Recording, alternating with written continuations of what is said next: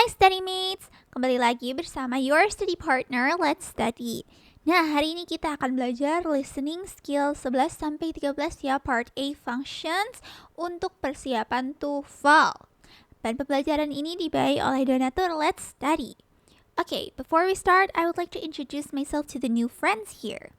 Study Mates, perkenalkan aku Kak Marin Lee. Aku seorang English tutor di bimbingan Konsanta, and below are my English career achievements. Seperti yang dilihat, aku sangat tertarik pada dunia English literature, linguistik, dan komunikasi. My passion in the world of linguistics stemmed from the experience of living in the United States for about 3 years. Lalu aku kembali ke Indonesia dan ikut lomba-lomba yang ada di ranah English public speaking, fokus kepada spelling bee, English debate, speeches, storytellings, and more. Seperti beberapa prestasiku yang tertera di sini. Aku punya visi untuk introduce Indonesia's culture to the world, dan aku bisa melakukan itu dengan bahasa Inggris. So, here I am teaching you study mates who can achieve something greater too. Salam kenal ya, study mates. Kalau begitu, langsung saja deh kita masuk ke pembelajaran kali ini. Let's go! Oke, kita akan mulai ke practice. Jadi sebenarnya untuk listening kita harus memang banyak practice-nya ya, because practice makes perfect. So, gimana teknisnya ini, Kak? Oke. Jadi nanti akan disediakan 10 soal, yaitu berupa listening. Study mates dipersilakan untuk mendengarkan terlebih dahulu audionya yang disediakan. Boleh langsung pause dan juga membaca soalnya, lalu kita akan bahas bersama-sama. Okay, ready? Alright, let's start with the first number. First, let's see number 1. Silakan. This study room is always packed. Well, we could always head over to the science building. Their lounge is usually empty.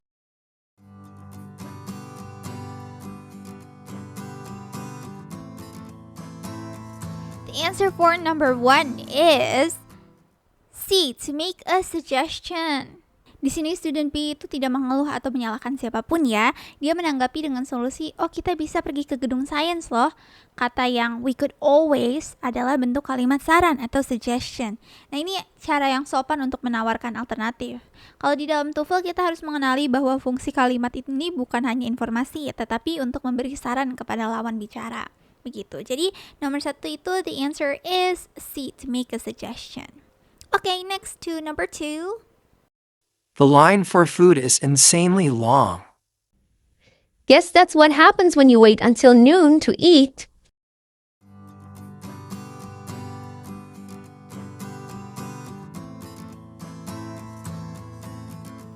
The answer for number 2 is C, to criticize indirectly. Oke, di sini kita bisa lihat student B itu tidak langsung menyalahkan, tapi ucapannya menyeratkan bahwa student A seharusnya makan lebih awal ya. The line for food is insanely long. Guess that's what happens when you wait until noon to eat gitu.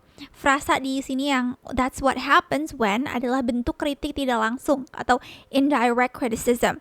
Dia tidak menawarkan bantuan atau menyatakan simpati, tapi memberi komentar menyindir gitu. Jadi jawabannya adalah C, to criticize indirectly. Okay, next number 3. Hey, did you borrow my laptop charger again? Oh, I thought you wouldn't need it today.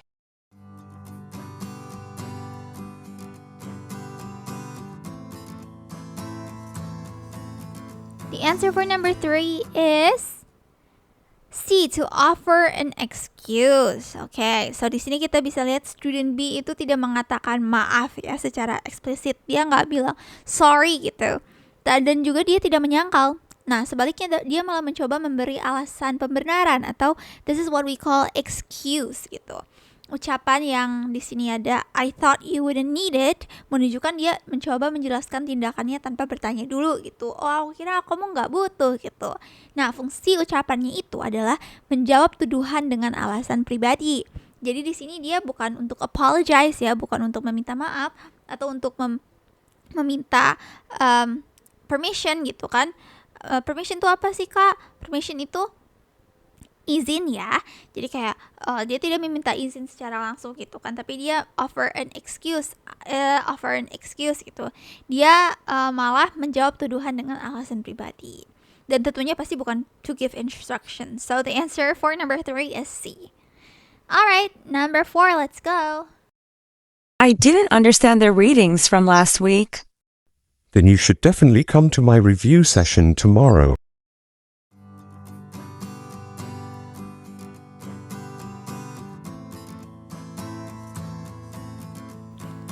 answer for number 4 is A, to give advice. Oke. Nah, di sini profesor mendengar kesulitannya si mahasiswa ini ya. Jadi, I didn't understand the readings from last week. Then you should definitely come to my review session tomorrow gitu. Profesornya mendengar kesulitan si mahasiswa itu, lalu dia merespon dengan saran yang langsung dan jelas gitu ya. Ya udah, you should definitely come to my review session tomorrow gitu. Nah, si you should definitely come ini kalimatnya itu menggunakan struktur modal ya, pakai should gitu yang merupakan indikator kalimat nasihat atau advice. Nah, tidak ada nada marah atau menghukum. Ini adalah contoh guru memberi solusi atau dosen memberi solusi gitu. Dia langsung ngasih advice gitu. Advice-nya adalah ya udah you should. Should ini menjadi struktur modal yang jadi indikator menasehat atau kasih advice.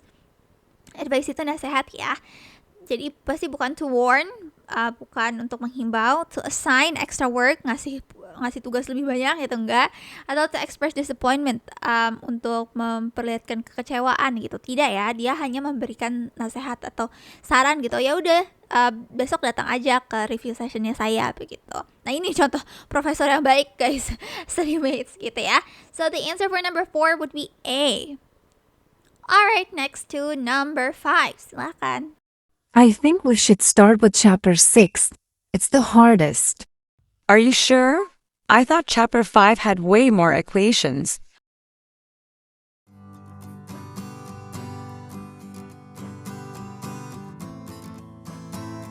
Okay, the answer for number 5 is C, to disagree politely. Okay, to disagree politely. Nah, student B itu tidak setuju ya, tapi menyampaikan dengan bahasa yang sopan dan tidak menentang secara langsung. Frasa yang di sini yang jadi indikatornya adalah are you sure dan juga I thought. Itu adalah ekspresi yang melembutkan ketidaksetujuan ya, atau we call that softening disagreement. Nah, kalau di dalam TOEFL itu penting tahu, sedikit tahu atau mengenali bahwa fungsi ucapan ini adalah menolak pendapat dengan cara sopan begitu. So the answer for number 5 would be C. Alright, next to number 6. Did you buy the textbook yet? Not yet. I'm hoping I can just borrow someone's.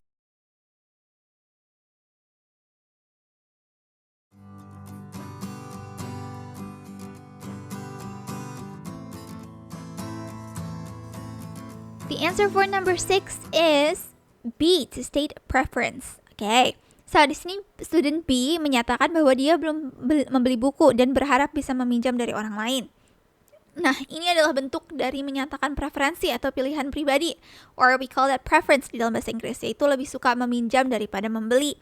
Dia tidak bingung, tidak mengeluh juga, dan tidak menyalahkan siapapun. Dia cuma menjelaskan pilihannya tuh apa begitu.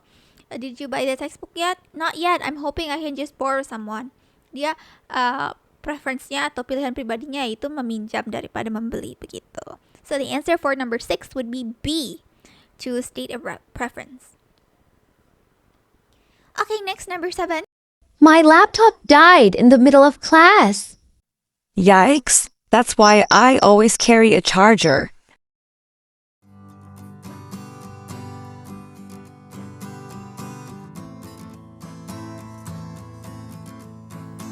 The answer for number 7 is B, to make a suggestion indirectly.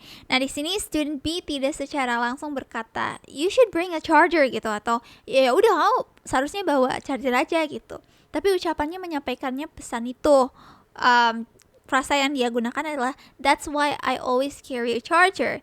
Nah, ini bentuk saran yang tidak langsung ya, berarti indirect suggestion. Nah, ucapan seperti ini fungsinya itu untuk memberi nasihat secara halus berdasarkan pengalaman pribadi ya. Jadi dia tidak secara langsung kayak ya udah bawa charger aja, atau seharusnya kamu bawa charger gitu. Enggak ya, dia approach-nya itu, pendekatannya itu lebih halus gitu. Yikes, that's why I always carry a charger. Nah, makanya aku selalu bawa charger begitu. Gitu. So, the answer would be to make a suggestion indirectly. Right. Okay. Next, or number 8. Did the campus shuttle already leave? If it was on time, we missed it.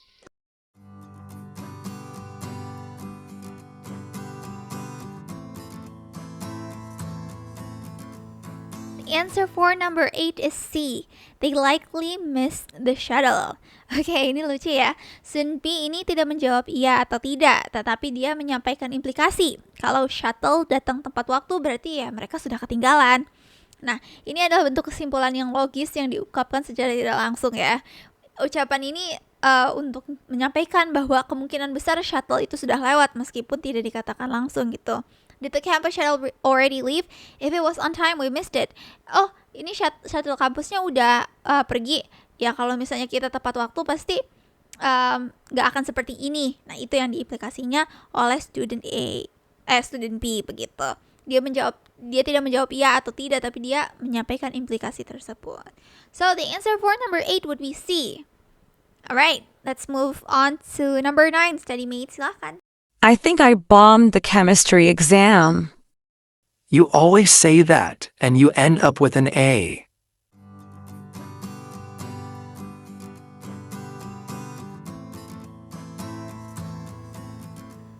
The answer for number 9 is A, to reassure. Oke, di sini student functionnya apa?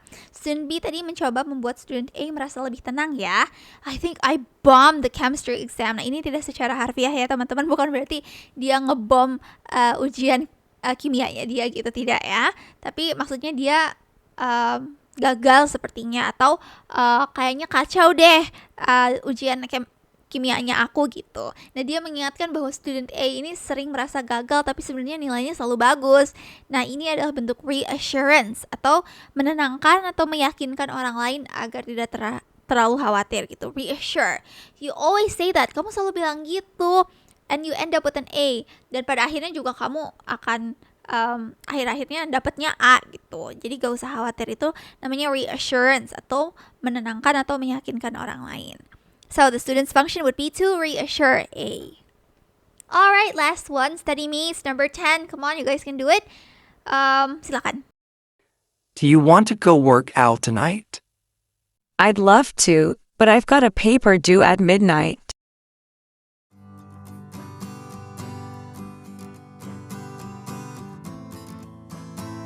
Right, the answer for number 10 is B, to politely decline an invitation.